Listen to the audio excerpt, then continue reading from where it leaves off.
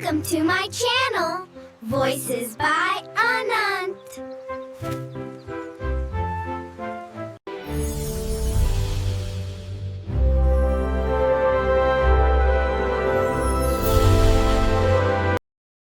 नमस्कार, मेरा नाम अनंत कुमार है और आज हम अपने देश के युवाओं के बारे में बात करने वाले हैं और उन सभी युवाओं के बारे में बात करने वाले हैं जिन्होंने एक छोटी सी उम्र में ही बहुत ज़्यादा प्रसिद्धि हासिल कर ली है।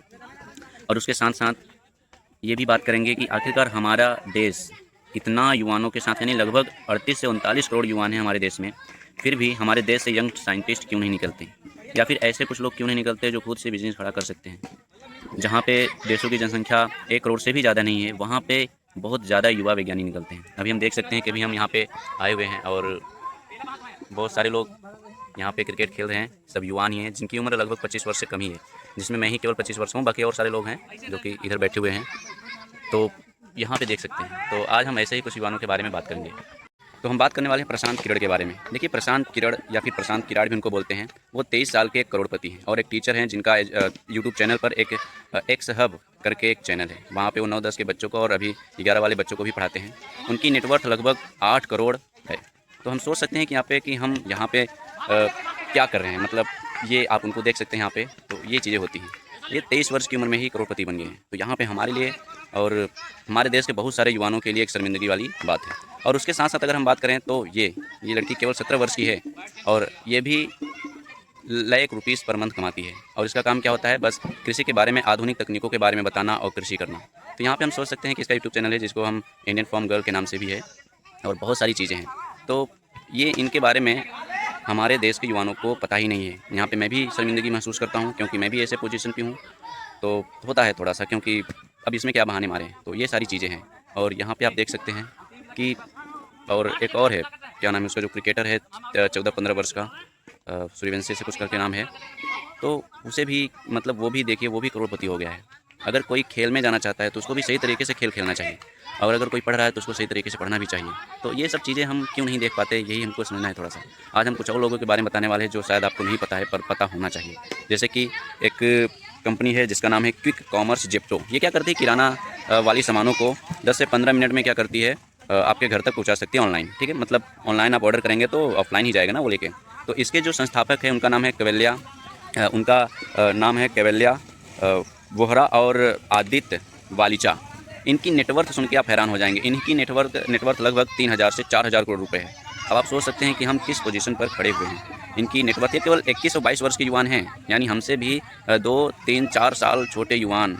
कितनी, मतलब इसमें मुझे शर्मिंदगी तो नहीं होनी चाहिए, फिर भी होता है कभी कभी जब ऐसे चीज़ों को सुनते हैं, क्योंकि हमने उस प्रकार से मेहनत की नहीं या फिर हमको बताने वाला कोई नहीं था। तो ये सारी चीज़ें हैं। अगर हम यंग साइंटिस्ट की बात करें, एक 14 साल का लड़का है जिसका नाम है गोपाल जी। उसने एक बायोसेल बनाया। बायोसेल को हम बायो बैटरी भी कहते हैं, जिसमें कार्बनिक पदार्थों का यूज करके, एंजाइम का यूज करके उनको क्या किया जाता है, तोड़ा जाता है, जिससे इलेक्ट्रॉन, प्रोटॉन यानी इलेक्ट्रॉन निकलते हैं और गति होती है। तो उससे आवेश का प्रवाह होता है, यानी उससे हम विद्युत जनरेट कर सकते हैं रासायनिक ऊर्जा से विद्युत ऊर्जा में। तो ये चीज़ें यहाँ पे देखने वाली चीज़ है। और एक और है शिरीष सुभाष। शिरीष सुभाष भी एक यंग साइंटिस्ट है जो अमेरिका के टॉप साइंटिस्ट में आता है। उसकी भी उम्र लगभग 12 से 14 वर्ष के बीच में ही है। आप सभी का फ़ोटो देख लीजिए और उनके बारे में ये जानकारी हम आपको बता रहे हैं। और ऐसे ही बहुत सारे देश के लोग हैं जिनकी उम्र तो बहुत ज़्यादा हो गई, मतलब उतनी भी ज़्यादा नहीं, फिर भी वो 45 से 50 वर्ष की एज में हैं। और इसके साथ भी वो भी युवाओं को ऐसे प्रेरित करते हैं, जैसे कि ये आचार्य प्रशांत जी। ये बहुत सारे करोड़ों युवाओं के एक मार्गदर्शक हैं। केवल युवाओं के ही नहीं, इस देश के जितने भी एज ग्रुप के लोग रहते हैं, चाहे वो लड़कियां हो या फिर महिलाएं हो या फिर और कोई हो, तो वो सब इनकी इंस्पिरेशन बने हुए हैं। लेकिन समस्या है यहाँ पे हमारे देश में, बहुत सारी लोगों की समस्याओं को कैसे दूर करें, ये सबको सोचना चाहिए। देश की रक्षा, सुरक्षा हमारे हाथों में है, क्योंकि आने वाली पीढ़ी हम ही हैं। और इसको हम कैसे सुधार सकते हैं, क्योंकि खुद को अच्छा बनाकर और उसके साथ साथ लोगों के साथ व्यवहारित न करके भी हम ऐसा कर सकते हैं। यानी गेंदा फूल। नमस्कार दोस्तों, मेरा नाम माही पवार और आज हम इस वीडियो में गेंदे के फूल की खेती या मंदिर पूजन, एक ऐसा फूल जिसकी मांग हर जगह रहती है और वही फूल किसानों को कम समय में बड़ा मुनाफा भी देता है। जी हाँ, मैरीगोल्ड यानी गेंदा फूल। नमस्कार दोस्तों, मेरा नाम माही पवार और आज हम इस वीडियो में गेंदे के फूल की खेती के बीज से लेके बेचने तक की बात करने वाले हैं। गेंदे के फूल भारत में सबसे ज्यादा उगाए जाते हैं। त्योहार हो या पूजा पाठ हो,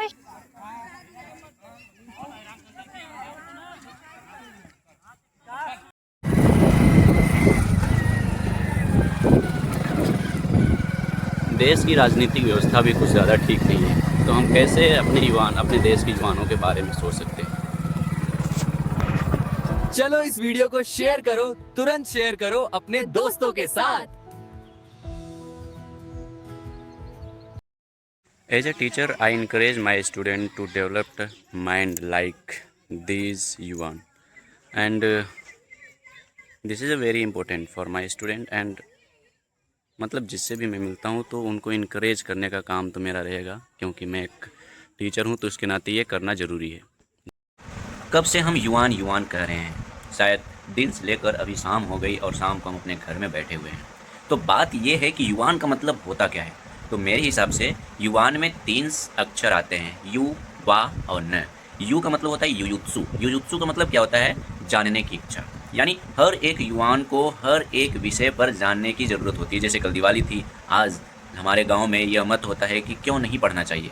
जब मैंने इसको जानने की कोशिश की, बहुत सारे बच्चों ने पूछा भी आज पढ़ना चाहिए कि नहीं पढ़ना चाहिए। ये मैंने जब खोज की तो उसमें लिखा कि ये सारे चीज़ मिथक हैं, इसका कोई महत्व नहीं है हमारे पढ़ाई से, बल्कि हमें पढ़ना ही चाहिए।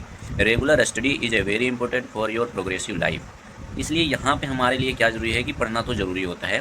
खैर अभी मैंने दिन भर तक के लिए पढ़ा नहीं, काम कर रहा था तो खेलने चला गया शाम को, और फिर अभी आके ये कर रहा हूँ। तो उसके बाद क्या हुआ, तो युवान का मतलब हम बता रहे थे। तो यू का मतलब युयुत्सु होता है, वा का मतलब वास्तविकता, और न का मतलब नम्र। यानी युयुत्सु का मतलब जानने की इच्छा रखने वाला, किस चीज़ के बारे में जानना है, वास्तविकता के बारे में जानना है।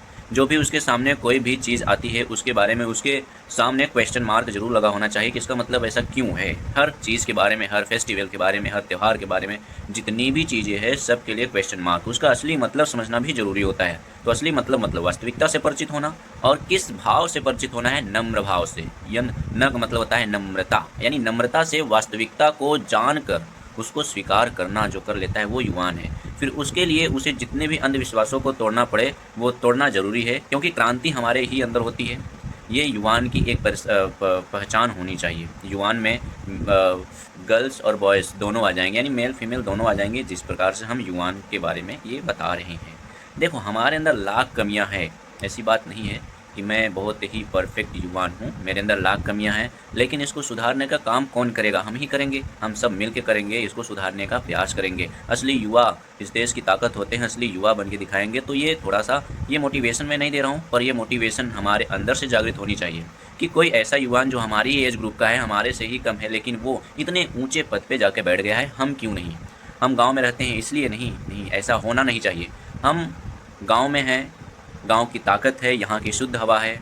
कुछ चीज़ें हैं जो हमको नहीं मिल पाती है, हम वो अचीव नहीं कर पाते हैं, लेकिन जब भगवान ने प्रतिभा नहीं दी तो मेहनत का ताकत होना चाहिए, क्योंकि मेहनत की ताकत से ही हम we can change anything with the education, with the physical power, physical awareness and mental awareness, social awareness. यानी हर विषय के बारे में हमें जागरूकता रखनी ही चाहिए।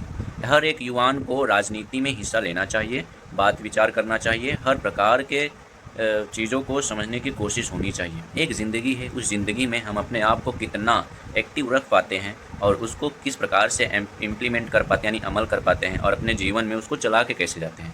देखिए अगर आप सुख मांगोगे तो आपको दुख मिलेगा उसके बदले, इसलिए दुख का चुनाव कीजिए, सुख अपने आप पीछे दौड़ के आएगा।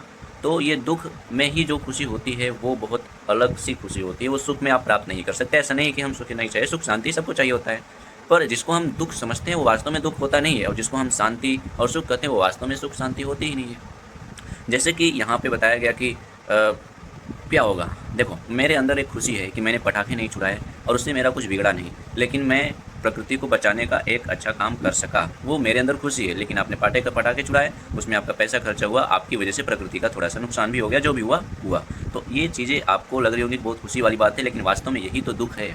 लेकिन मैंने जिसको दुख समझ के स्वीकार किया वो मेरे लिए सुख है। तो ये आध्यात्मिक बातें हैं, इसको समझने का कोशिश करो और फालतू के लफंडीगिरी में मत पड़ो, ये मेरा कहना है। और हम ये सारी चीज़ें चेंज कर सकते हैं with the help of the education and anything which. तो ये चीज़ें हमें आपको कहना था। धन्यवाद। चलो चलो इस वीडियो को शेयर करो, तुरंत शेयर करो अपने दोस्तों के साथ।